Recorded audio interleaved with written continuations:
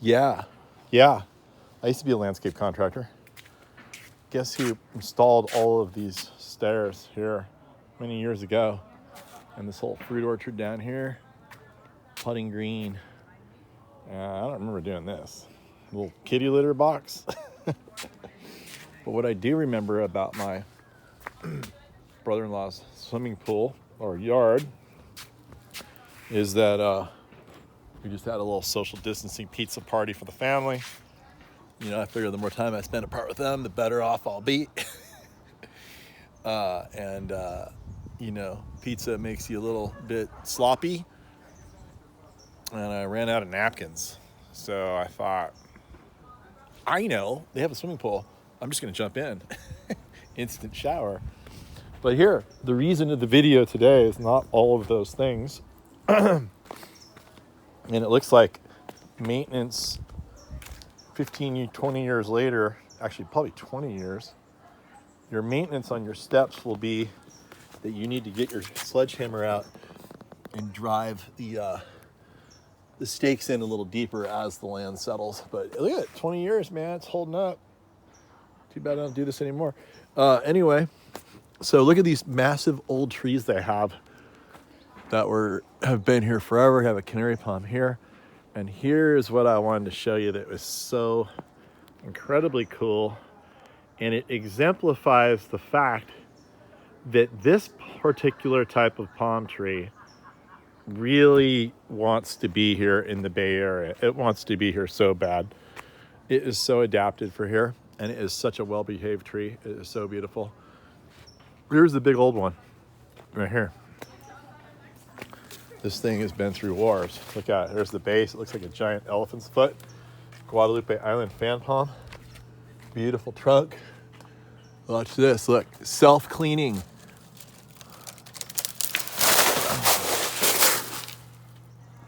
Well, that wasn't so hard, was it? Yeah, self-cleaning. I mean, the wind would have done that if, well, look, oh, that one's not quite ready. It's still green up there. Can it come off? No, not ready. Anyway, look at that. It's still green. Still alive.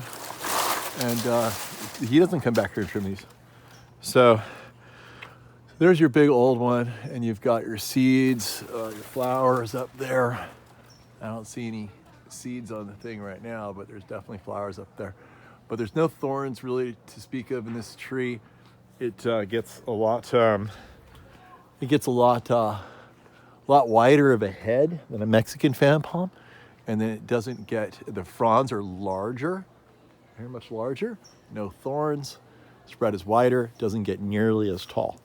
Just a perfect plant from Guadalupe Island. It's the southernmost island of the chain of islands off California, considered a California native plant, and because it's from that fog-strewn island on the north side where the fog blows in. I have another video on that if you're interested. It captures all of that fog and it condenses on the fronds. It funnels it down the trunk, down to the ground, and it can go the whole summer without any rain to speak of, but it can condense fog, and that's how this tree is able to survive there. It can't grow on the the leeward side because there's no fog coming in on that side. And not to be confused with the California fan palm, which is our only native palm. You think the only native palm out of 3,300 or so would thrive here, but it doesn't. It has premature frond drop inland here because of black diamond scale that attacks the fronds. It's a fungus. It's actually it exists in its habitat down in the desert, but it grows so fast in the desert, and the fungus grows so slow. The tree grows fast, fungus grows slow. You don't even notice it. But here it becomes a little bit of a problem. And if you're on the coast, it becomes pretty much fatal because the tree grows really slow because there's no heat, and the fungus grows really fast because there's so much humidity. But here the tree kind of hangs on. I keep waiting for this tree to die, but it's hanging in, which is great. Hopefully I won't continue to do that. But the Guadalupe palm, on the other hand, is completely adapted here, like probably the most adapted palm to our Bay Area climate and Southern California climate, to the degree that it even will naturalize in dry locations. Look at this. So we got a seedling popping up under a rock, and it's able to live long enough to drop its roots. This gets no irrigation over here. And look, there they are. He's going to have a whole forest of Guadalupe Island fan palms right here at his house in Lafayette. Here's another one. Now this is interesting. Why is it interesting?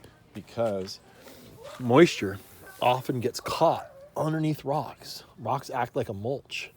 And so you'll often see plants sprouting next to rocks, or native plants in the mountains in rocky locations.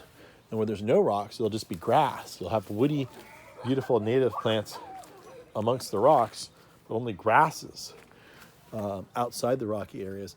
And that's because the rocks will actually trap the moisture underneath them.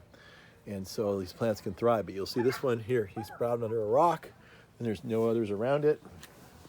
There's another good example over here, sprouted on the edge of a rock, capturing the moisture under the rock. But also there's examples of these plants just coming up on their own. They're super, super beautiful at any age. They've never been fertilized. That's why they're kind of a lime green, kind of yellowish green. And but they're perfectly happy in here, drought tolerant, and absolutely adapted to our climate. So much though that it's totally ready to naturalize.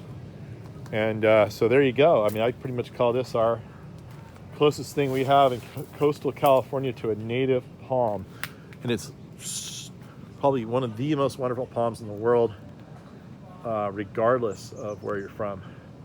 And so Guadalupe Island fan palm, there it is. You want something that's really gonna just love it here, really well behaved, this is your plant.